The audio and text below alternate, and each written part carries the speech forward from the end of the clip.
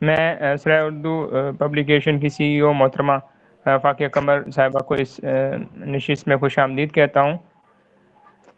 ہم علمی رسالوں کی ادارت کی متعدد فلموں کی کہانیاں اور مقالے بھی تحریر کیے، ریڈیو سے بھی وابستہ رہے، لیکن ان کی اصل شہرت ان کے افسانے بنے۔ قیام پاکستان کے بعد وہ لاہور چلے آئے اور اپنی عمر کا آخری حصہ اسی شہر میں بسر کیا۔ سعادت حسن منٹو نے اپنی 20 برس کی ادبی زندگی میں 200 سے زائد افسانے، مضامین اور خاکے تحریر کیے۔ ان کی مشہور تخلیقات میں ٹوبہ ٹیک سنگھ، ٹھنڈا گوشت، نیا قانون، نمرود کی خدائی، سڑک کے کنارے اور دھواں نمایاں ہیں۔ آپ صرف 43 برس کی عمر میں دنیا چھوڑ کر رخصت ہوئے۔ انہیں حکومت کی جانب سے نشان امتیاز سے بھی نوازا گیا۔ منٹو کی زندگی پر بے شمار کتب لکھی جا چکی ہیں، وہیں ان کی زندگی پر 2 فلمیں بھی بن چکی ہیں۔ ایک فلم پاکستان میں بنی ہے جبکہ دوسری بھارت میں بنائی گئی ہے۔ یہ تھا کچھ مختصر سا تعارف جو ہم نے سعادت حسن منٹو کے حوالے سے کیا ہے۔ اس تعارف کے دیکھتے ہوئے یاسر فاروق صاحب، آپ ایک ادیب کی زندگی کو کیسے دیکھتے ہیں؟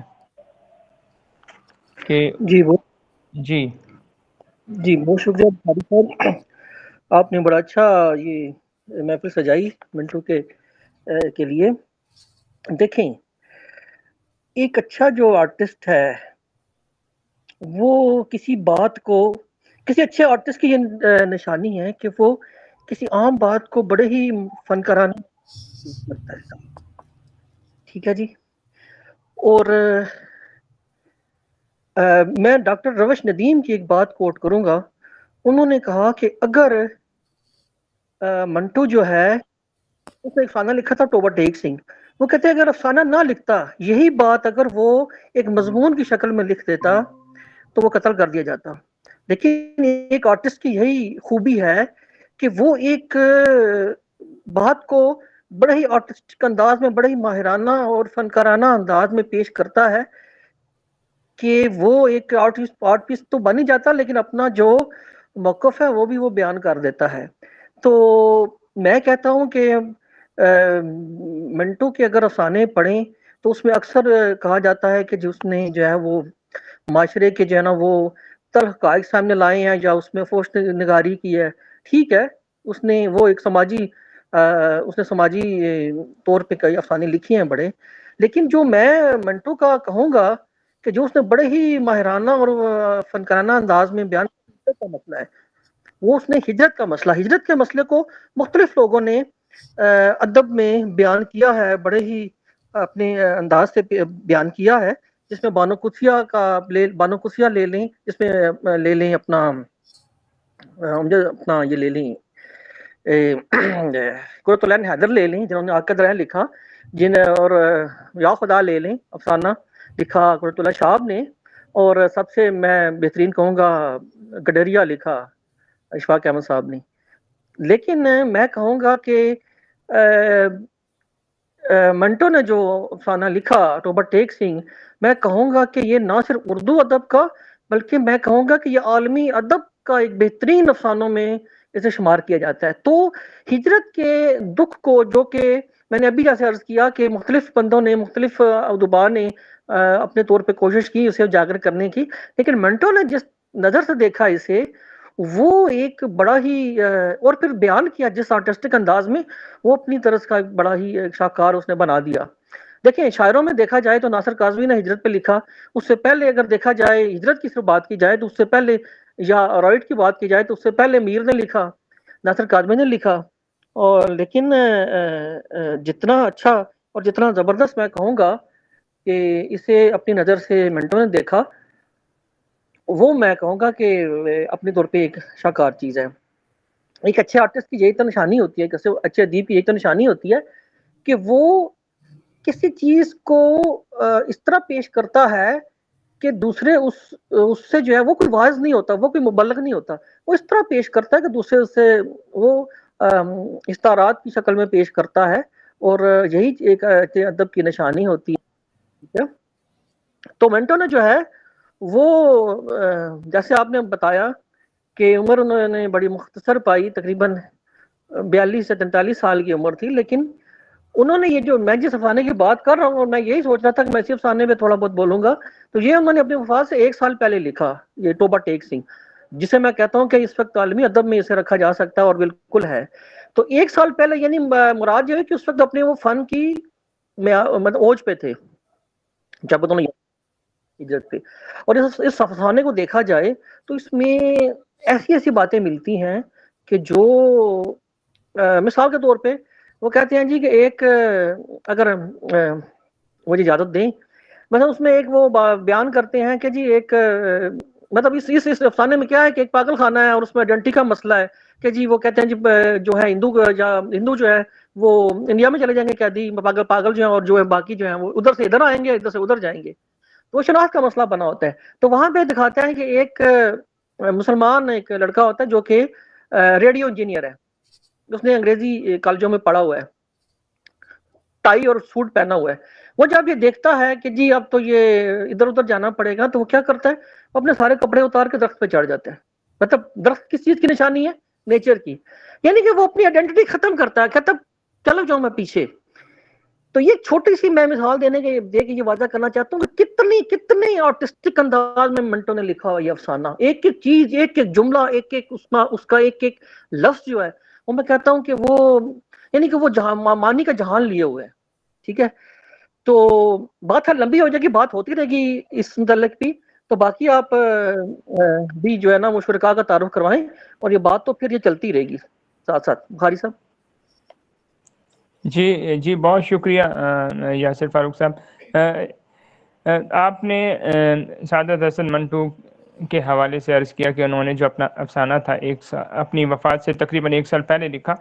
سعادت حسن منٹو نے ایک خاصے کی چیز اپنی وفات سے 3 ماہ قبل بھی لکھی، اور یہ میں جو ہے بات کر رہا ہوں ایک مضمون کی۔ یہ ستمبر 1954 میں مانامہ نقوش کے لیے لکھا گیا تھا۔ مدیر نے رسالے کے پیش لفظ میں تحریر کیا تھا کہ ایک نئے سلسلے کی سرخی کے تحت یہ ایک نوٹ اس کے ساتھ تحریر کیا تھا کہ ہمارا خیال ہے خود ادیبوں سے بھی اپنی ذات کے بارے میں لکھوانا چاہیے کہ وہ خود کو کس اینک سے دیکھتے ہیں۔ اس مضمون میں منٹو نے اپنے بارے میں جو کچھ فرمایا وہ قابل تعریف بھی ہے اور بڑا حیران کن عمل بھی ہے، کہ چونکہ ان کا قلم بڑا بے باک تھا، انہوں نے جو بے باکی دوسروں کے لیے استعمال کی، انہوں نے وہی بے باکی اپنے لیے بھی استعمال کی، اور انہوں نے اپنے بارے میں بڑا کڑوا سچ لکھا ہے۔ اور آج چونکہ ان کا یوم 108واں یوم ولادت ہے، تو اس موقع پر میں جو ہے اس مضمون کو جو ہے وہ پیش کرنا چاہوں گا۔ اس محفل کے اندر جو شرکا ہیں اس میں محترمہ مومنہ صاحبہ تشریف لا چکی ہیں، ریحان صاحب تشریف لا چکے ہیں، بہرام علی وٹو صاحب نے بھی ابھی ہمیں جوائن کیا ہے، اور جبکہ اقصیٰ صاحبہ نے بھی ہمیں اس محفل میں جوائن کیا ہے۔ میں جو ہے منٹو کا جو مضمون ہے وہ آپ سب کی نظر کرتا ہوں۔ اس مضمون کا عنوان ہے کون ہے یہ گستاخ۔ منٹو کے متعلق اب تک بہت کچھ لکھا اور کہا جا چکا ہے، اس کے حق میں کم اور خلاف زیادہ۔ یہ تحریریں اگر پیش نظر رکھی جائیں تو کوئی صاحب عقل منٹو کے متعلق کوئی صحیح رائے قائم نہیں کر سکتا۔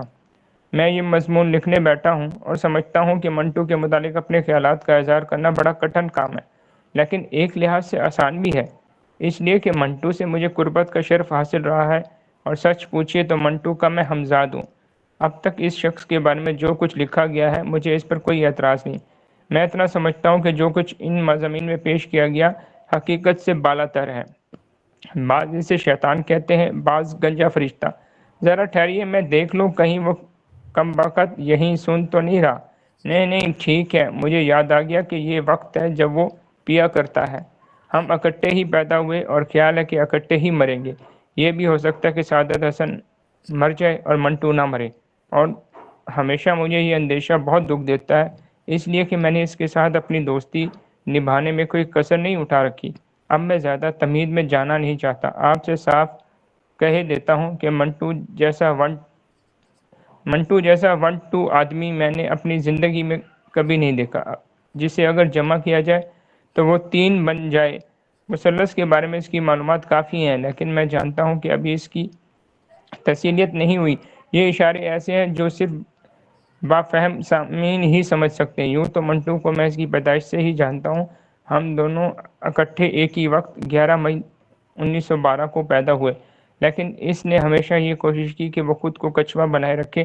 جو ایک دفعہ اپنا سر اور گردن اندر چھپا لے تو آپ لاکھ ڈھونڈتے رہیں تو اس کا سراغ نہ ملے، لیکن میں بھی آخر اس کا ہمزاد ہوں۔ میں نے اس کی ہر جنبش کا مطالعہ کر ہی لیا۔ لیجیے اب میں آپ کو بتاتا ہوں یہ خرزاد افسانہ نگار کیسے بنا۔ منٹو کی افسانہ نگاری دو متضاد عناصر کے تصادم کا باعث ہے۔ اس کے والد خدا انہیں بخشے بڑے سخت گیر تھے اور اس کی والدہ بے حد نرم دل۔ ان دو پاٹوں کے درمیان پس کر یہ دانہ گندم کس شکل میں باہر نکلا ہوگا اس کا اندازہ آپ کر سکتے ہیں۔ اب میں اس کی سکول کی زندگی کی طرف آتا ہوں۔ بڑا ذہین تھا، بہت ذہین لڑکا تھا اور بے حد شریر۔ اس زمانے میں اس کا قد زیادہ سے زیادہ 3.5 فٹ ہوگا۔ وہ اپنے باپ کا آخری بچہ تھا۔ اس کو اپنے ماں باپ کی محبت تو میسر تھی، لیکن اس کے 3 بڑے بھائی جو عمر میں اس سے بہت بڑے تھے اور ولایت میں تعلیم پا رہے تھے، ان سے اس کو کبھی ملاقات کا موقع ہی نہیں ملا تھا، اس لیے کہ وہ ستیلے تھے۔ اب اس کی افسانہ نگاری کے متعلق سنیے۔ وہ اول درجے کا فراڈ ہے۔ پہلا افسانہ اس نے بانوان تماشا لکھا جو جلیانوالہ باغ کے خونی حادثے سے متعلق تھا۔ یہ اس نے اپنے نام سے نہ چھپایا۔ اس کے بعد اس کے مطرون مزاج میں ایک لہر پیدا ہوئی کہ وہ مزید تعلیم حاصل کرے۔ یہاں اس کا ذکر دلچسپی سے خالی نہیں ہوگا کہ اس نے انٹر کا امتحان 2 بار فیل ہو کر پاس کیا، وہ بھی 3rd ڈویژن میں۔ آپ کو یہ سن کر بھی حیرت ہوگی کہ اردو کے پرچے میں ناکام رہا۔ اب لوگ کہتے ہیں وہ اردو کا بہت بڑا ادیب ہے، اور میں یہ سن کر ہنستا ہوں، اس لیے کہ اردو اب بھی اسے نہیں آتی۔ یہی وجہ ہے کہ اس کی تحریروں میں خوبصورت الفاظ کی کمی ہے۔ وہ بنوٹ اور پھیکیت ہے۔ وہ ایک ایسا انسان ہے جو صاف اور سیدھی سڑک پر نہیں چلتا بلکہ تنے ہوئے رستے پر چلتا ہے۔ لوگ سمجھتے ہیں کہ اب گرا، لیکن وہ کمبخت آج تک کبھی نہیں گرا۔ میں اس سے پیشتر کہہ چکا ہوں کہ منٹو اول درجے کا فراڈ ہے۔ اس کا مزید ثبوت یہ ہے کہ وہ اکثر کہا کرتا ہے کہ وہ افسانہ نہیں سوچتا، خود افسانہ اسے سوچتا ہے۔ حالانکہ میں جانتا ہوں کہ جب اسے افسانہ لکھنا ہوتا ہے تو اس کی وہی حالت ہوتی ہے جب کسی مرغی کو انڈا دینا ہوتا ہے، لیکن وہ یہ انڈا چھپ کر نہیں دیتا، سب کے سامنے دیتا ہے۔ اس کے دوست یار بیٹھے ہوئے ہیں۔ اس کی 3 بچیاں شور مچا رہی ہوتی ہیں اور وہ اپنی مخصوص کرسی پر اکڑوں بیٹھا انڈے دیے جاتا ہے جو بعد میں افسانے بن جاتے ہیں۔ اس کی بیوی اس سے بہت نالاں ہے۔ وہ اس سے اکثر کہا کرتی ہے کہ تم افسانہ نگاری چھوڑ دو، کوئی دکان کھولو، لیکن منٹو کے دماغ میں جو دکان کھلی ہے اس میں منیاری کے سامان سے زیادہ سامان موجود ہے۔ وہ اکثر سوچا کرتا ہے اگر میں نے کبھی کوئی سٹور کھول لیا تو ایسا نہ ہو وہ کولڈ سٹور یعنی سرد خانہ بن جائے جہاں اس کے خیالات اور افکار منجمد ہو جائیں۔ میں یہ مضمون لکھ رہا ہوں، مجھے ڈر ہے کہ منٹو مجھ سے خفا ہو جائے گا۔ اس کی ہر چیز برداشت کی جا سکتی ہے مگر خفگی برداشت نہیں کی جا سکتی۔ خفگی کے عالم میں وہ بالکل شیطان بن جاتا ہے، لیکن صرف چند منٹوں کے لیے، اور وہ چند منٹ اللہ کی پناہ۔ افسانہ لکھنے کے معاملے میں وہ نخرے ضرور بکھارتا ہے، مگر میں جانتا ہوں کہ اس لیے کہ اس کا ہمزاد ہوں کہ وہ فراڈ کر رہا ہے۔ اس نے ایک دفعہ خود لکھا تھا کہ اس کی جیب میں بے شمار افسانے پڑے ہوتے ہیں۔ حقیقت اس کے برعکس ہے۔ جب اسے افسانہ لکھنا ہوگا تو وہ رات کو سوچے گا، اس کی سمجھ میں کچھ نہیں آئے گا، صبح 5 بجے اٹھے گا اور اخباروں سے کسی افسانے کا رس چوسنے کا خیال کرے گا، لیکن اسے ناکامی ہوگی۔ پھر وہ غسل خانے میں جائے گا جہاں وہ اپنے شوریدہ سر کو ٹھنڈا کرنے کی کوشش کرے گا کہ وہ سوچنے کے قابل ہو سکے، لیکن ناکام رہے گا۔ پھر جھنجھلا کر اپنی بیوی سے خواہ کا جھگڑا شروع کر دے گا۔ یہاں سے بھی ناکامی ہوگی تو وہ باہر پان لینے کے لیے چلا جائے گا۔ پان اس کی ٹیبل پر پڑا رہے گا، لیکن افسانے کا موضوع اس کی سمجھ میں پھر بھی نہیں آئے گا۔ آخر وہ انتقامی طور پر قلم یا پنسل ہاتھ میں لے گا اور 786 لکھ کر جو پہلا فقرہ اس کے ذہن میں آئے گا اس سے افسانے کا آغاز کر دے گا۔ خود کو سمجھا کر وہ ایک ایسی گتی بن گیا جو عقل و فہم سے بالاتر ہے۔ بعض اوقات ایسی الٹ پٹانگ باتیں کرتا ہے کہ مجھے ہنسی آتی ہے۔ میں آپ کو پورے وثوق کے ساتھ کہہ سکتا ہوں کہ منٹو جس پر فرش نگاری کے سلسلے میں کئی مقدمے چل رہے ہیں بہت طہارت پسند ہے۔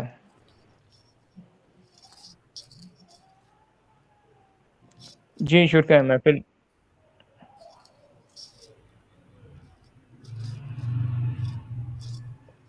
جی یاسر فاروق صاحب، آپ اس حوالے سے کیا کہنا چاہیں گے کہ سعادت حسن منٹو نے جو اپنے بارے میں کہا وہ کس قدر تلخ ہے؟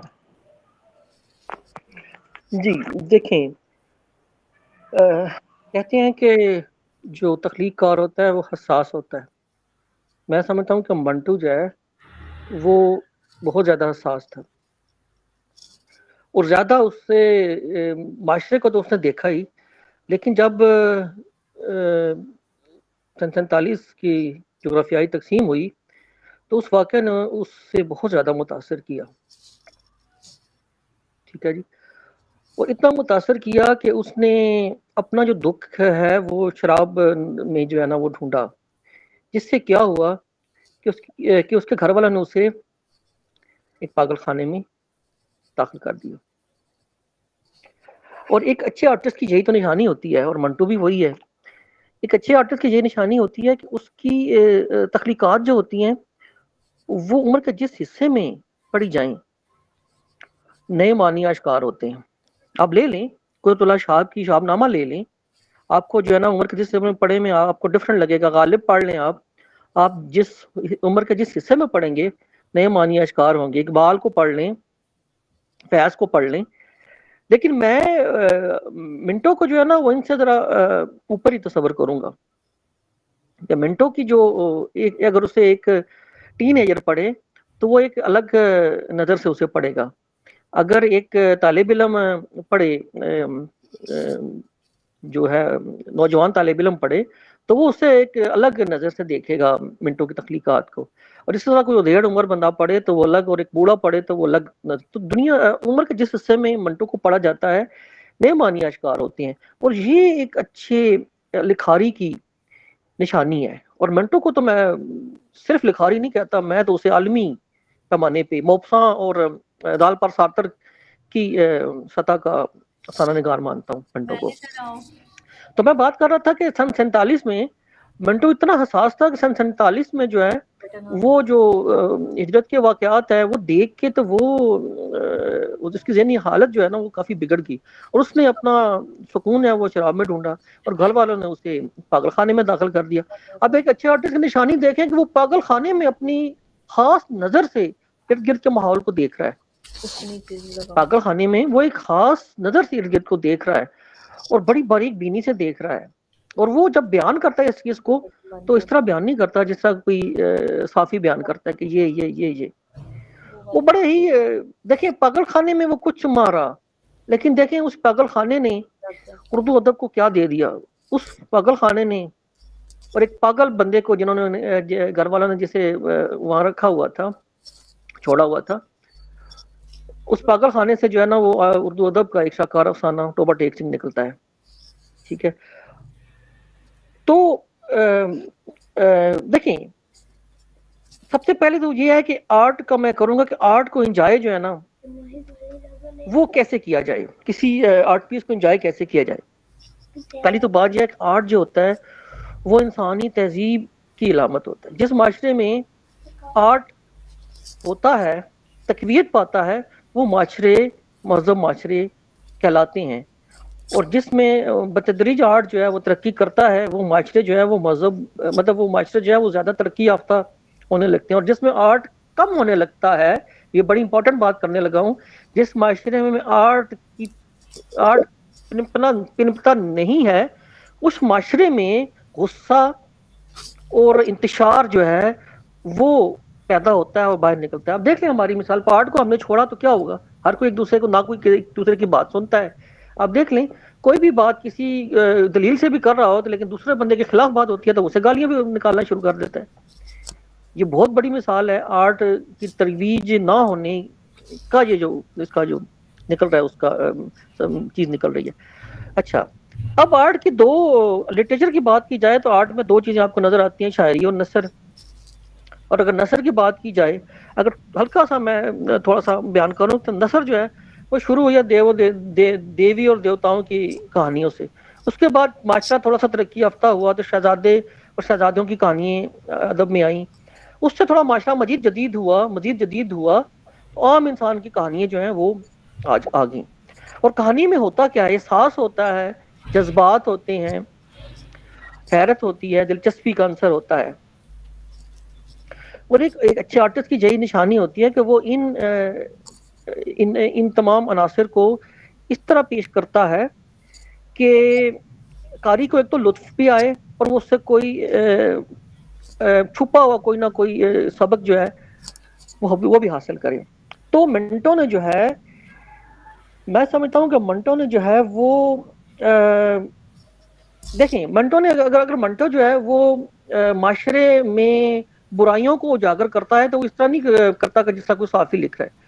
وہ بڑے ہی اب دیکھ لیں اس کے افسانے جو ہیں جسے ہم سارے جو ہیں وہ فحش افسانے قرار دیتے ہیں, لیکن اس نے کتنے ایسی چیزیں آشکار کی ہیں کہ وہ جب افسانہ پڑھتا ہے بندہ تو پڑھنے کے بعد جو ہے وہ گھنٹوں جو ہے وہ سوچ میں پڑ جاتا ہے. یہی تو اچھے آرٹسٹ کی نشانی ہوتی ہے کہ وہ قاری کو سوچ میں ڈال دے, وہ چیز دیکھتا ہے, وہ چیزیں جو ہے نا وہ اشکار یا اجاگر کرتا ہے جس سے ایک عام قاری جو ہے وہ شاید عقا تو ہوتا ہے لیکن وہ اس نظر سے دیکھ نہیں رہا ہوتا جس نظر سے ایک اچھا آرٹسٹ دیکھتا ہے. تو اب جہاں تک آپ نے یہ بات کہی کہ منٹو نے جو ہے دیکھیں ایک منٹو کی شخصیت کی ایک اس کا ایک عنصر تھا کہ وہ خود پسند تھا. لوگ اس کے اوپر یہ بھی اعتراض ہوتا ہے کہ منٹو جو ہے وہ خود پسند تھا. بالکل وہ خود پسند تھا. ایک اچھا آرٹسٹ سے ہوتا ہے, ایک اچھا جو لکھاری ہوتا ہے, ایک اچھا تخلیق کار ہوتا ہے, وہ خود پسند ہوتا ہے. سب سے بڑی مثال غالب کی ہے. بے شک اپنی عمر میں غالب کو اتنی ترقی یا اتنی وہ ترویج نہ ملی ہو, لیکن اسے پتا تھا کہ جو میں لکھ رہا ہوں وہ بہت بڑی چیز ہے, اور منٹو کو بھی پتا تھا کہ جو میں لکھ رہا ہوں یہ بہت بڑی چیز ہے. شاید اس وقت منٹو کی زندگی میں شاید اتنا شاید نہ باور ہوا ہو, لیکن اب دیکھ لیں میں تو کہتا ہوں کہ منٹو جو ہے وہ زال پر سارتر, شیخ خوف اور موپساں کے برابر, اور ہمیں فخر ہے اس چیز پہ, ہمیں بڑا فخر ہے, اردو ادب کو فخر ہے اس چیز پہ کہ اس میں منٹو جیسا افسانہ نگار گزرا ہے. جی بخاری صاحب. جی بہت شکریہ. دانیال حسن چغتائی صاحب سعادت حسن منٹو کے حوالے سے اپنے خیالات کا اظہار کریں گے. جی دانیال حسن چغتائی صاحب, میں خضر حیات صاحب کو راولپنڈی سے پروگرام میں شرکت پر خوش آمدید کہتا ہوں. میناز جلیل صاحبہ نے بھی اس پروگرام میں شرکت کی ہے, سجاد صاحب بھی پروگرام میں تشریف لائے ہیں, میں ان کا تہ دل سے مشکور ہوں. جی دانیال حسن چغتائی صاحب. جی ذوالفقار علی بخاری صاحب بہت شکریہ آپ کا, اور پاکستانی تاریخ کے ایک بڑے ادیب کے حوالے سے نشست رکھنے پر میں آپ کا بھی شکر گزار ہوں, کیونکہ کچھ چیزیں معاشرے کے اندر ایسی ہوتی ہیں جن کو عام طور پر ایکسیپٹیبل نہیں کیا جاتا یا ان کو تسلیم نہیں کیا جاتا, اور سعادت حسن منٹو کا شمار بھی ایسے ہی لوگوں میں ہوتا ہے. اگرچہ اس نے حقیقت لکھی ہے اور تلخ حقیقت لکھی ہے, اور مجھ سمیت بہت سارے لوگ ایسے ہوتے ہیں جو منٹو کی سچائی کو, ان تلخ حقیقتوں کو اپنے بچپن میں یا اپنے مطالعے میں چھپ چھپا کر پڑھتے ہیں, کیونکہ آپ جو حقیقت ہوتی ہے یا جو سچائی ہوتی ہے اس کو آپ زیادہ دیر تک چھپا نہیں سکتے, اس کو آپ روک نہیں سکتے. ہیلو السلام تو علیکم. سعادت حسن منٹو بھی ایک ایسے ہی قلم کار ہیں کہ اردو فکشن کی تاریخ کے اندر ان کا نام تعارف کا محتاج نہیں. جہاں جہاں تک اردو پڑھی جاتی رہے گی, جب تک اردو کا نام موجود رہے گا, منٹو کا نام بھی ساتھ ساتھ لیا جاتا رہے گا. یہ شاید کسی کا مائک کھلا ہے, وہ اگر بند کر دیں. تو خضر حجاج صاحب, میں آپ سے جو ہے آپ کے جو خیالات ہیں وہ ابھی کچھ دیر میں حاصل کروں گا. تھوڑا سا انتظار کیجیے گا. دانیال حسن صاحب اپنی بات مکمل کرتے ہیں تو پھر آپ کو موقع ملے گا. اس کے بعد حسن ابن ساکی اسلام آباد سے ہمیں جو ہے نا منٹو کے حوالے سے اپنے جو مشاہدات ہیں جو انہوں نے مطالعہ کیا ان کا اس حوالے سے آگاہ کریں گے. جی دانیال حسن چغتائی صاحب. پچھلی صدی کے اندر فکشن میں جو تبدیلیاں رونما ہوئی تھیں اس میں چاہے مشاہدہ ہے یا تخلیقی زرخیزی ہے یا تجربہ ہے, وہ منٹو کے یہاں ہمیں ملتی ہیں. اور صرف یہی نہیں کہ انہوں نے کسی خاص موضوع کو ہی اپنا قلم کا برتا ہو, جس طرح سمجھا جاتا ہے کہ انہوں نے صرف جنس نگاری کی ہے یا طوائفوں کا موضوع بیان کیا ہے, تو یہ پہلے بھی بیان ہوتا رہا ہے. پریم چند کے دور میں یہ چیزیں رہی ہیں. تو صرف ان موضوعات پر نہیں لکھا. نیا قانون, نیو لا نیا قانون کے نام سے ہے, اسی طرح ٹوبا ٹیک سنگھ ہے, اور بہت سے ان کے افسانے ہیں. تو یہ چیز ظاہر کرتی ہے کہ ان کی تخلیقات کو صرف ایک چیز تک محدود کر دینا یہ کمزوری کی علامت ہے. یہ اس بات کی علامت ہے کہ ان کے سارے لکھے کو نہیں پڑھا گیا, اور اگر ان کے افسانوں کی تعداد کو دیکھا جائے، انہوں نے کوئی اتنا طویل عرصہ نہیں لکھا، 200 سے زیادہ ان کے افسانے ہیں جو کہ کتب میں ملتے ہیں، تو وہ اندازہ ہو جاتا ہے کہ وہ کتنے زرخیز تخلیقی ذہن کے مالک تھے۔ ان میں ان کے افسانوں میں جنس بھی ہے، لیکن اس کے ساتھ ساتھ فسادات کے واقعات ہیں، تقسیم کے واقعات ہیں، اور اس کے ساتھ ساتھ جو ہمارے معاشرے میں واقعات رونما ہوتے ہیں وہ سارے کے سارے ہمیں ملتے ہیں۔ آتش پارے ان کا ایک افسانہ ہے، اور اس کے علاوہ دیگر افسانے مجموعہ جنہوں نے پڑھے ہیں وہ سمجھ سکتے ہیں کہ ان کہانیوں کے اندر رنگا رنگ کہانیاں بھی موجود ہیں جو ان کی بے مثال مشاہدے، وسیع تجربے اور انسانی رشتوں کی گہری آگاہی کی داستان بیان کرتے ہیں۔ لیکن افسوس سے یہ کہنا پڑتا ہے کہ ان کو جو شہرت ملی ہے وہ کچھ خاص افسانے ہیں، مثلاً دھواں ہے، اسی طرح ٹھنڈا گوشت وغیرہ ہے، بو ہے، اور بھی بہت سے اس طرح کے چند ایک افسانے ہیں جن کی وجہ سے ان کو پہچانا جاتا ہے۔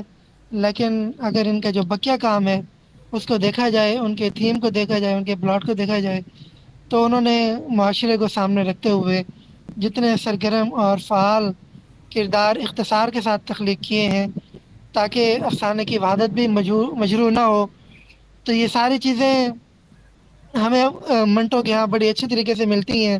لیکن ضرورت پھر وہیں پر آ جاتی ہے، اسی عمر پہ آ جاتی ہے کہ منٹو ساری چیزیں جانتا تھا، وہ اگرچہ تعلیمی حیثیت سے صفر تھا، کبھی اس نے سکول کا منہ نہیں دیکھا تھا۔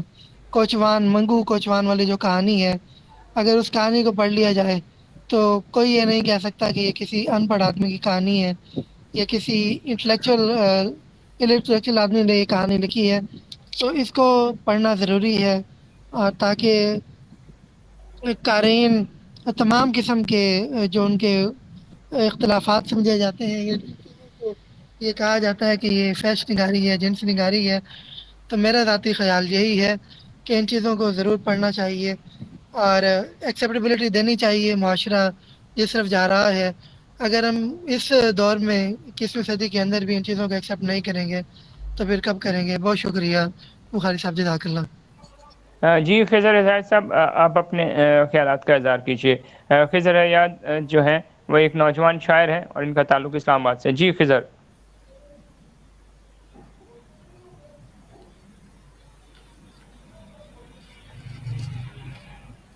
حسن ابن ساکی، آپ کچھ کہنا چاہ رہے تھے، آپ کہہ دیجیے، غالباً ان کے مائک کا کچھ مسئلہ ہے، وہ گفتگو نہیں کر پا رہے ہیں، تو حسن آپ اپنے خیالات کا اظہار کیجیے۔ ہیلو، جی آواز جی آ رہی ہے جی میری؟ جی خضر صاحب عرض کیجیے۔ جی السلام علیکم، میں خضر حیات خضر اسلام آباد اسلامک یونیورسٹی سے بی ایس کر رہا ہوں، اور آج کا جو پروگرام ہے یہ کس حوالے سے رکھا گیا ہے؟ مجھے تو انوائٹ کیا تھا تو میں آ گیا، لیکن یہ منٹو منٹو کے حوالے سے ہے۔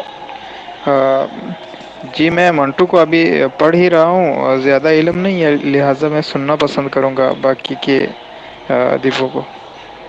جی بہت شکریہ۔ جی حسن ابن ساکی۔ جی السلام علیکم ورحمۃ اللہ۔ اور پہلے تو میں ادارہ سرائے اردو اور جتنے بھی معاونین اور اس ادارے سے تعلق رکھنے والے حضرات ہیں، میں سب کو مبارکباد پیش کرتا ہوں کہ ماشاءاللہ ادب میں کسی بھی قسم کا کوئی بھی موقع آئے تو یہ لوگ پیش رہتے ہیں، آپ سمیت بخاری صاحب ماشاءاللہ۔ اور آج بھی جس طرح منٹو صاحب کے حوالے سے نشست کا انعقاد کیا، منٹو جو ہے، اول تو یہ کہ میں بات کچھ اس طرح کروں گا کہ منٹو کو میں نے اتنا زیادہ تو نہیں پڑھا، لیکن جتنا میں نے پڑھا ہے میں سمجھتا ہوں میرے لیے اس چیز کو برداشت کرنا اتنا ہی کافی تھا جتنا میں نے پڑھ دیا۔ اس سے زیادہ میں پڑھ نہیں سکا اور نہ میں نے کبھی ہمت کی اتنا پڑھنے کی۔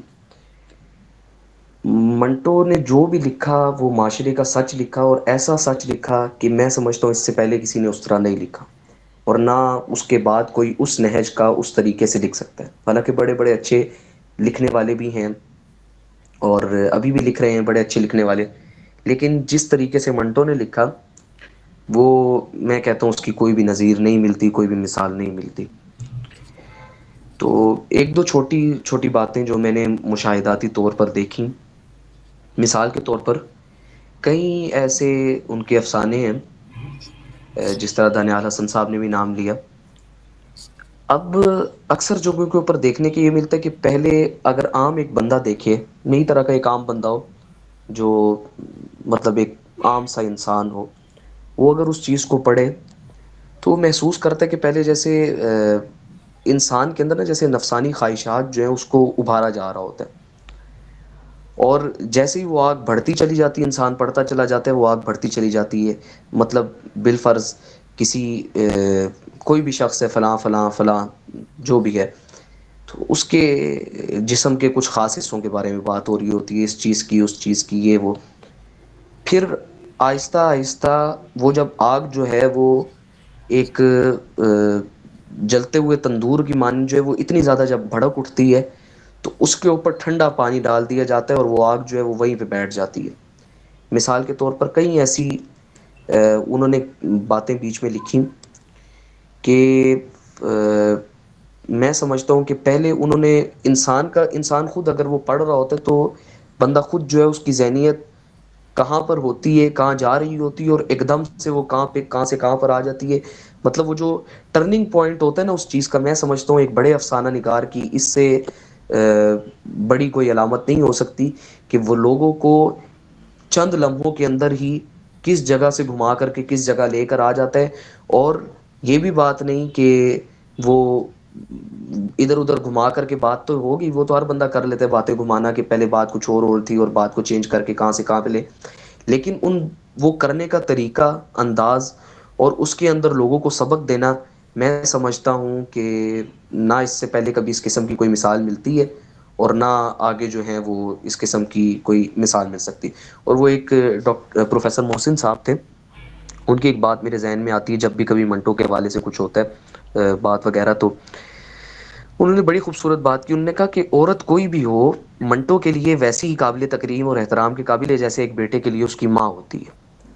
اور مطلب ان کے نزدیک یہ بات ہے کہ بظاہر وہ عورت کے جسم کے حوالے سے بات کر رہے تو یہ کیا، لیکن وہ کبھی بھی اس نیت سے نہیں کر رہے ہوتے کہ وہ لوگوں کے اندر جو ہے وہ عورت کی طرف جو ہے وہ اس کی خواہشات کی طرف جو ہے وہ رغبت دلائیں، بلکہ وہ ان عورتوں کے یا ان لوگوں کے یا ایک خاص طبقے کے، مطلب جس طرح طوائف ہو گئی یا اس قسم کی جتنی بھی جو خواتین ہوتی ہیں جو پسے ہوئے مطلب طبقے کے ساتھ ان کا تعلق ہوتا ہے، تو وہ جس طریقے سے ان کے احوال کو بیان کرتے ہیں تو میں سمجھتا ہوں یہ ایک بہت بڑی بات ہے. جیسے پہلے یاسر فاروق صاحب نے بھی کہا کہ کچھ عرصہ جب وہ جیل میں رہے، ادھر پاگل خانے میں رہے، تو اور واقعی یہ بات حقیقت ہے کہ جب انسان کوئی حقیقت کی طرف جاتا ہے تو لوگ اسے پاگل ہی سمجھتے ہیں اور پاگل ہی تصور کرتے ہیں.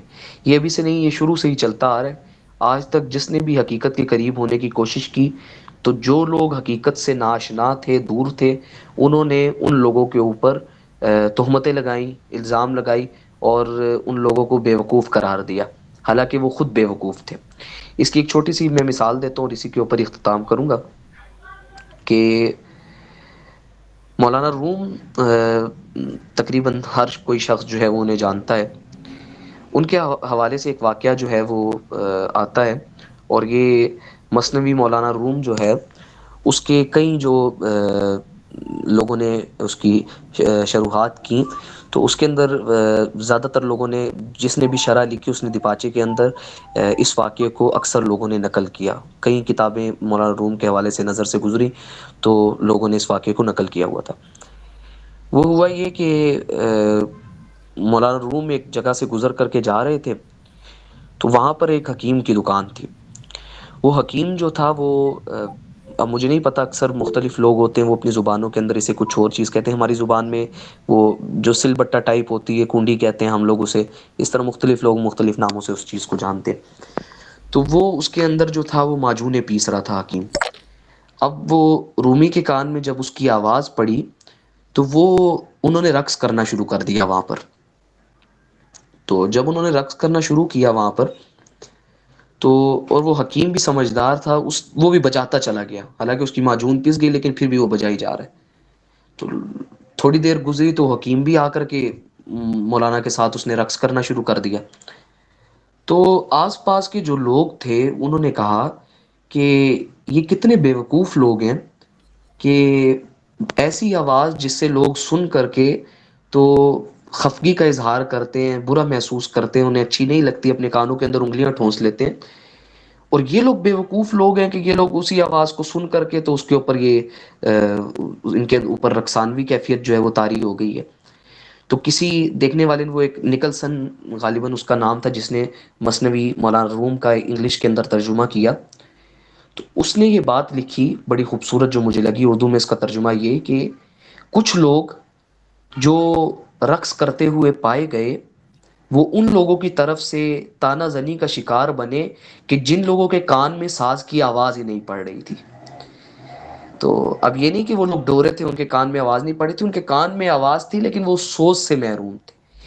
اسی طرح منٹو کی شخصیت بھی جو ہے، ہر بندہ پڑھ تو لے لیکن منٹو کو سمجھنا اور اس کی حقیقت تک پہنچنا یہ ہر بندے کے بس میں نہیں ہے.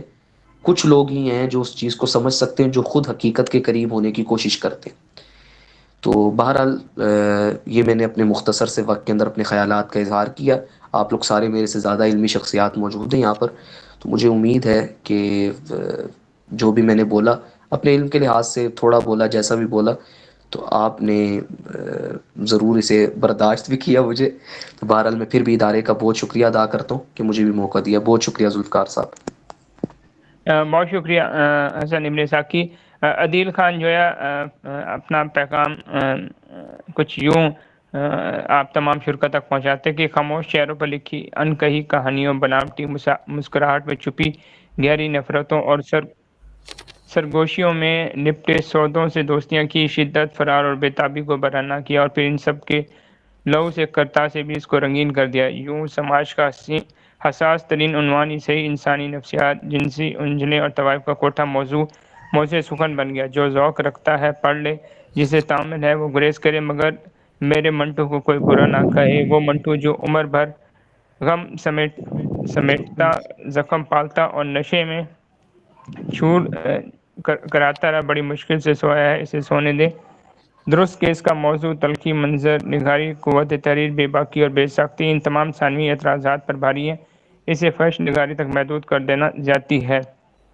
بہت خوب عدیل خان جو ہے آپ نے بجا فرمایا. اس کے علاوہ میں شرکاء محفل کے سامنے ایک جو ہے چیز اور بھی رکھنا چاہوں گا کہ اردو ادب میں افسانچہ جو ہے وہ بھی سعادت حسن منٹو نے 1948 میں سیاہ حاشیے کی صورت میں جو ہے وہ متعارف کرایا، جس کے بعد جوگندر پال اور دیگر جو افسانچہ نگار ہیں انہوں نے اس صنف کو بہت حد تک زندہ رکھنے کی کوشش کی. اور دور حاضر میں پرویز بلگرامی جو کہ ایڈیٹر ہیں ماہنامہ سرگنجش ڈائجسٹ کراچی کے، وہ بھی اس کوشش میں مصروف ہے.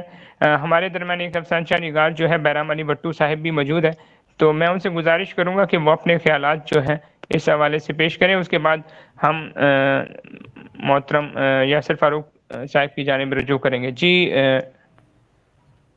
جی بہرام علی بھٹو، آپ کیا کہنا چاہیں گے سعادت حسن منٹو کی افسانچہ نگاری کے حوالے سے؟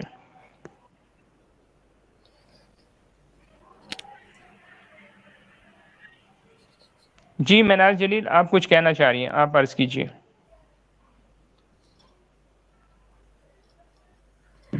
السلام علیکم. اگرچہ تو میں نے تھوڑا لیٹ جوائن کیا آپ کو، لیکن بہرحال میں نے یاسر بھائی کو بھی سنا اور حسن بھائی کو بھی سنا اور ساتھ ذوالفقار بھائی کو بھی سن رہی ہوں ساتھ ساتھ. لیکن وہ بہت شکر گزار بھی ہوں کہ انہوں نے مجھے موقع دیا کہ میں بھی اس میں شرکت کر سکوں. سعادت حسن منٹو کے حوالے سے جیسے کہ سب یاسر بھائی نے بھی کہا کہ ان کے ہاں بھی افاقیت، میں تو اس کو افاقیت ہی کہوں گی کہ ہر عہد کا جو ہے وہ افسانہ نگار اس کو کہہ سکتے ہیں. اس سے پہلے نہ کسی نے اس طرح کا لکھا اور نہ اس سے پہلے بعد جو ہے وہ کوئی اور جو ہے وہ لکھ پایا. اور یہ بھی انہوں نے درست کہا کہ بچپن میں ہم نے انہیں پڑھا ہے، بہت بچپن تو نہیں، ماسٹر لیول پر ہم نے انہیں پڑھا ہے. اور جیسے بھائی نے کہا کہ چھپ چھپا کے ہی پڑھا، لیکن اس کے بعد جب یہ سلسلہ چل پڑا، ماسٹر کے بعد ہم نے باقاعدہ جو ہے وہ اس میں قدم رکھا اس ادب کی دنیا میں. تو اس وقت جب ہم نے پڑھا تو واقعہ ہم نے دیکھا کہ سعادت حسن منٹو نے جو ہے وہ جو معاشرے کی فحاشی ہے یا جو معصوم اور غریب اور پسماندہ خاص طور پہ عورت جو مجبور ہے اور اس کو جس طریقے سے جو ہے وہ معاشرے نے عریاں کیا، تو سعادت حسن منٹو نے اپنے لفظوں کا لبادہ اس کو اڑایا. اگر ہم اس طرح کہیں تو یہ غلط نہیں ہوگا. اور آج بھی ہمارے معاشرے میں ایسے ناسور موجود ہیں، لیکن شاید ہی کوئی ایسا طبیب ہوگا جو ان ناسوروں کا علاج کر رہا ہوگا یا ان کی نشاندہی کر رہا ہو. اور اگر کبھی غلطی سے کوئی قلم اٹھا بھی لیتا ہے تو معاشرہ جس طریقے سے سعادت حسن منٹو کے ساتھ رویہ اختیار کیا گیا، اسی طرح کا جو ہے وہ رویہ اختیار کرتا ہے، مطلب جہاں تک میری اپنی آبزرویشن ہے. تو بس اتنا ہی میں کہوں گی ان کے بارے میں کہ ایسے جو افسانہ نگار ہوتے ہیں یا جو لکھنے والے ہوتے ہیں بہت کم پیدا ہوتے ہیں. وہ خود تو اس دنیا سے جو ہے وہ کوچ کر جاتے ہیں، لیکن ان کا جو ادب ہے یا ان کا جو علم ہے وہ ہر زمانے میں ہماری آنکھیں کھولنے کے لیے جو ہے وہ موجود رہتا ہے. ذوالفقار بھائی بس اتنا ہی میں کہوں گی، باقی میں آپ کو سنتی ہوں. جی بہت شکریہ. جی یاسر فاروق صاحب.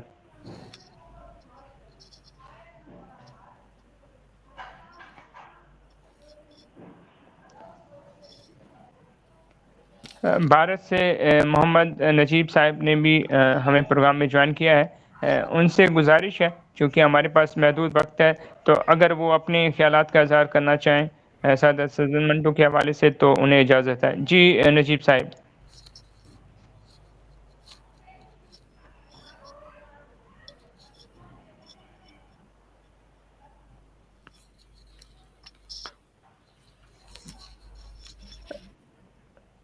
جی محترمہ فاقیہ قمر صاحبہ، اگر آپ سعادت حسن منٹو کے حوالے سے اپنے اظہار خیال اگر کرنا چاہیں تو کر سکتی ہیں. جی بہت شکریہ بخاری صاحب. میری آواز آ رہی ہے آپ تمام شرکا کو؟ جی جی. اچھا، سب سے پہلے یہاں پہ میں ایک چیز جو ہے وہ تھوڑی سی کہنا چاہوں گی کہ سعادت حسن منٹو بلا شبہ اس میں کوئی شک کی گنجائش ہی نہیں ہے کہ ادب عالیہ میں ایک نام ہے، اور ان کو آج تک کسی نے ڈیفیٹ کرنے کی نہ تو کوشش کی ہے اور نہ کبھی کوئی کر پائے گا، کیونکہ جو جینون رائٹر ہوتا ہے اس کا جو لکھا ہوتا ہے اس کو کبھی بھی کوئی نہ تو کاپی کر سکتا ہے، اس جیسا بننے کی کوشش ضرور بہت سارے لوگ کرتے ہیں لیکن بن نہیں پاتے. خیر، سعادت حسن منٹو جو تھے وہ واحد ایک ہی شخصیت ہے، اور آج ان کی یوم ولادت کے موقع پہ ہم سب یہاں پہ اکٹھے ہوئے ہیں. بہت سارے والدین جو ہیں وہ اپنے بچوں کو ان کی تصانیف اور افسانے جو ہیں وہ پڑھنے سے روکتے ہیں، اور یہی وہ چیز ہے جو بچوں کو بغاوت کی طرف راغب کرتی ہے، کیونکہ مجھ سمیت بہت سے ایسے بچوں نے اپنی عمر کے بڑے نازک دور میں ان کے افسانے پڑھے ہوں گے، اور وہ بھی والدین سے چھپ کے پڑھے ہوں گے. تو یہ تھوڑا سا میرے خیال میں ایک عجیب چیز ہے. والدین کو اس چیز کو سمجھنا چاہیے کہ اگر تھوڑی سی تلخ بیانی ان کے افسانوں میں یا ان کی تحریروں میں نظر آتی ہے، لیکن آپ یہ بھی تو دیکھیں کہ معاشرے کو کس طرح سے انہوں نے اس کی جو نازیب چیزیں تھیں، جو اخلاقیات سے گرے ہمارے پہلو تھے، جو ہمارے رویے تھے، ان کو کس طرح سے خوبصورت انداز میں افسانے کی شکل دی، افسانچے کی شکل دے کے انہوں نے پیش کیا بطور اگزامپل، تاکہ لوگ اس سے سیکھیں. تو بجائے ہم اپنے بچوں کو ان چیزوں سے دور کریں، ہمیں ان کو چاہیے کہ اپنے پاس بٹھا کے ان کو بچوں کو اس چیز کی باقاعدہ تربیت دیں. اب وہی چیزیں جو اتنے سال پہلے سعادت حسن منٹو نے لکھی تھیں، اور ہمارے آباء و اجداد جو تھے وہ کہا کرتے تھے کہ جی سعادت حسن منٹو جو ہے وہ ایک ولگر رائٹر ہے، ان کو تو لکھنے کی تمیز نہیں ہے اور ان کو تو پڑھنا ہی نہیں چاہیے، وہی ساری چیزیں وقت کے ساتھ ساتھ ریورس ہو کے آ رہی ہیں. انہی افسانے اور افسانچے کی بیس پہ اب موویز بن رہی ہیں، وہی ساری چیزیں دوبارہ سے ریورس ہوتی آ رہی ہیں، لیکن پیچھے مین آئیڈیا کس کا ہے؟ سعادت حسن منٹو کا. تو میرے خیال میں جو ایک جنرل رائٹر نے جو چیزیں ہمارے لیے لکھی ہیں وہ ظاہر ہے صرف اپنے تک محدود تو نہیں انہوں نے کی تھی، معاشرے کی جو تلخیاں انہوں نے لکھی ہیں، جس انداز میں لکھی ہیں، وہ ہمیں ہی کچھ باور کروانے کے لیے لکھی ہیں، تو بجائے ان کو جس زبان کا چسکا سمجھ کے یا ٹائم پاس سمجھ کے ہم اس کو ریڈ کریں، بلکہ ان سے سیکھیں، سمجھیں، اور اپنی آنے والی جو نسل ہے اس میں بھی اس چیز کی اویئرنیس جو ہے لازمی لائیں، بجائے کہ ان کو ادب عالیہ سے یا سعادت حسن منٹو جیسے لیجنڈ جینون رائٹر کی تخلیقات سے دور کیا جائے۔ تو بس یہ ایک مختصر سا پیغام ہے جو میں دینا چاہوں گی آج کی اس نشست کے ذریعے۔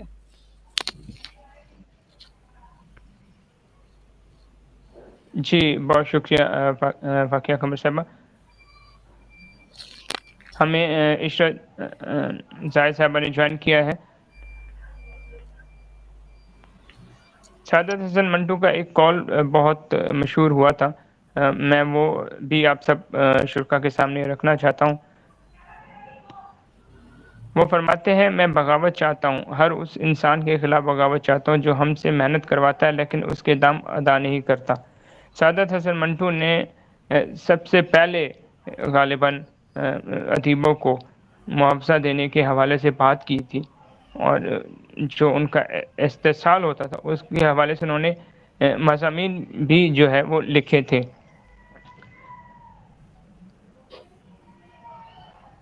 عدیل خان جویا مزید جو ہے فرماتے ہیں سعادت حسن منٹو کے حوالے سے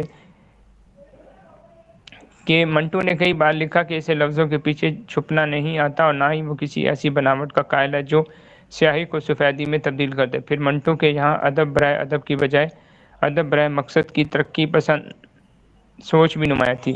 ہر ایک کا اپنا مدرسہ ہائے فکر ہے، یقیناً سوچ الفاظ میں اترتے ہیں، نقطہ نظر جملوں کا مرکزی خیال بنتے ہیں، اور نظریہ کبھی دانستہ اور کبھی بے خیالی میں بند کا حاصل ہوتا ہے، مگر فن شناس لوگ تخلیق سے وہ موتی اور گہر چنتے ہیں جن پر ہم سب کا حق ہے، مگر ضروری ہے کہ تعصب کی اینک اتار کر ڈھونڈا جائے۔ کسی نے کہا ہے کہ ادیب سانجے ہوتے ہیں لیکن ان کی سوچ بھلے نہ لے لیکن مگر ان کی باتوں کا حسن ضرور ہوتا ہے۔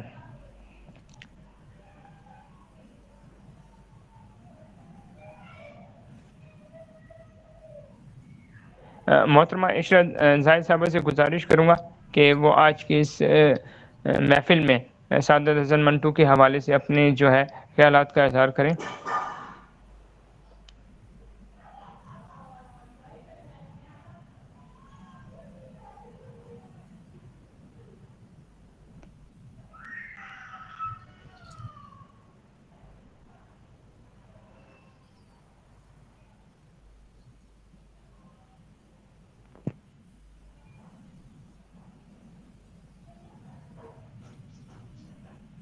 جی السلام علیکم۔ جی وعلیکم السلام۔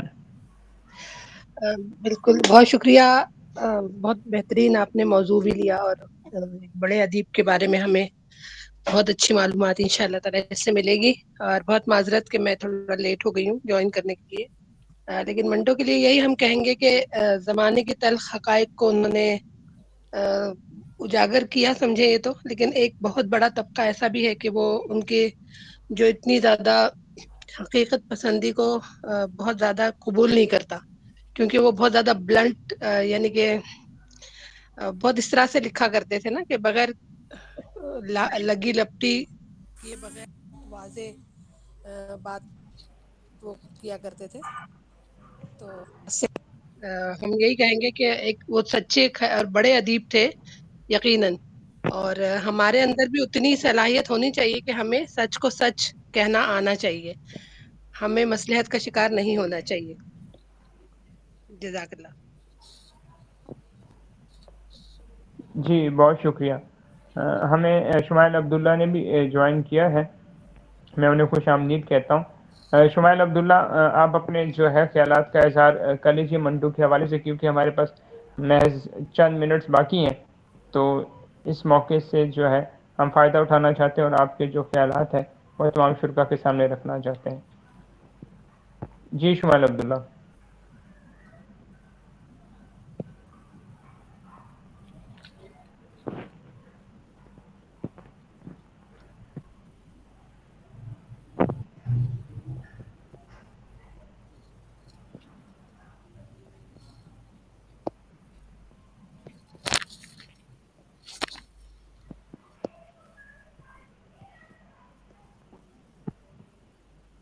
میرے خیال میں انٹرنیٹ کا کچھ مسئلہ ہے جس کی وجہ سے یاسر فاروق صاحب بھی اس محفل کو جوائن نہیں کر پا رہے ہیں. بہرام علی وٹو کے ساتھ بھی کچھ ایسا ہی مسئلہ درپیش ہے. شمائل عبداللہ بھی انٹرنیٹ کی خرابی کا جو ہے وہ شکوہ کر رہے ہیں.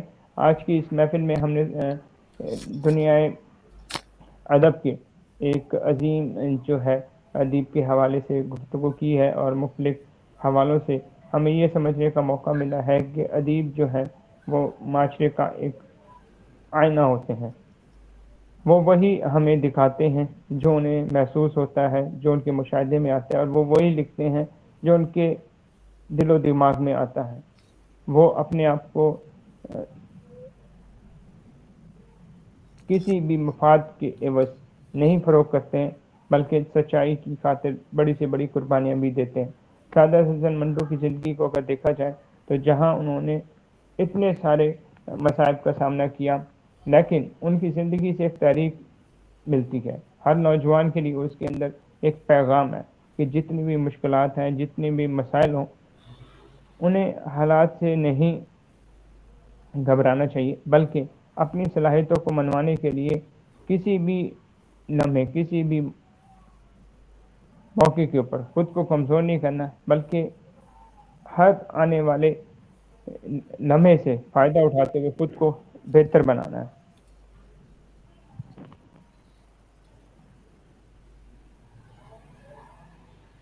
ہمیں بنت احمد نے بھی جوائن کیا ہے, ہم انہیں بھی اس محفل کے اختتامی مراحل میں خوش آمدید کہتے ہیں. محترم ریحان صاحب نے بھی ہمیں اس محفل میں جوائن کیا ہوا ہے. محترم ریحان صاحب, اگر آپ کو منٹو کے حوالے سے اپنے خیالات کا اظہار کرنا چاہیں تو آپ کر سکتے ہیں. آپ اپنا مائک آن کر لیجئے, اور اگر آپ کچھ ارشاد کریں گے تو ہمارے لیے بھی بڑی خوش نصیبی ہوگی کہ ہم آپ کو اس طرح سے سن بھی پائیں گے.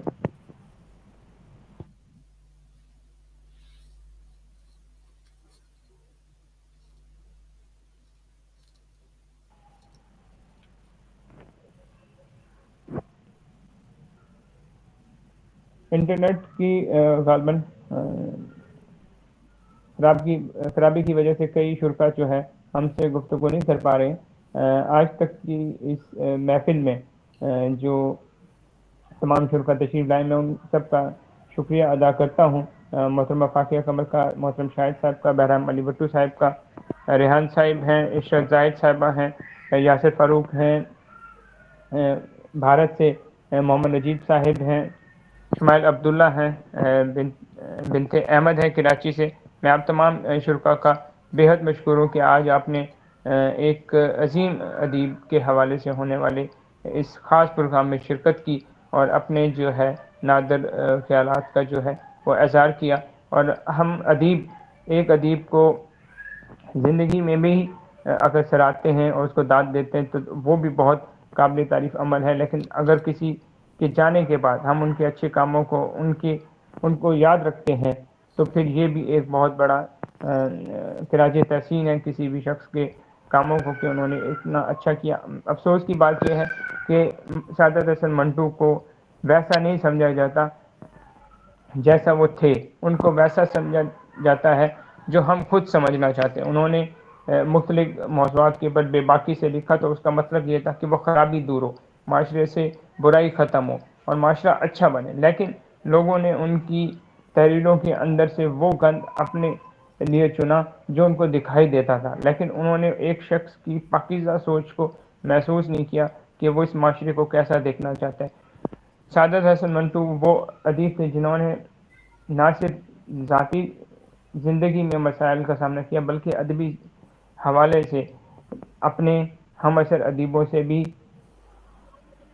انہوں نے حسد کا جو عنصر تھا اس نے بھی انہیں کافی زیادہ زخمی کیا.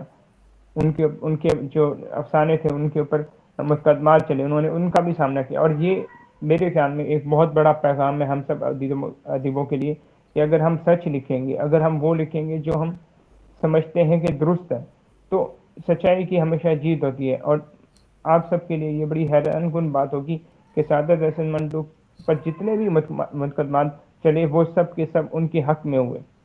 انہوں نے وہ جو لکھا تھا انہوں نے اس کو ثابت کیا کہ ان کے لکھنے کا مقصد کیا تھا، اور ان لوگوں کو ناکامی کا پشیمانی کا سامنا کرنا پڑا جنہوں نے ان کے اوپر مختلف قسم کے جو ہے الزامات لگا کے انہیں ہراساں کرنے کی کوشش کی۔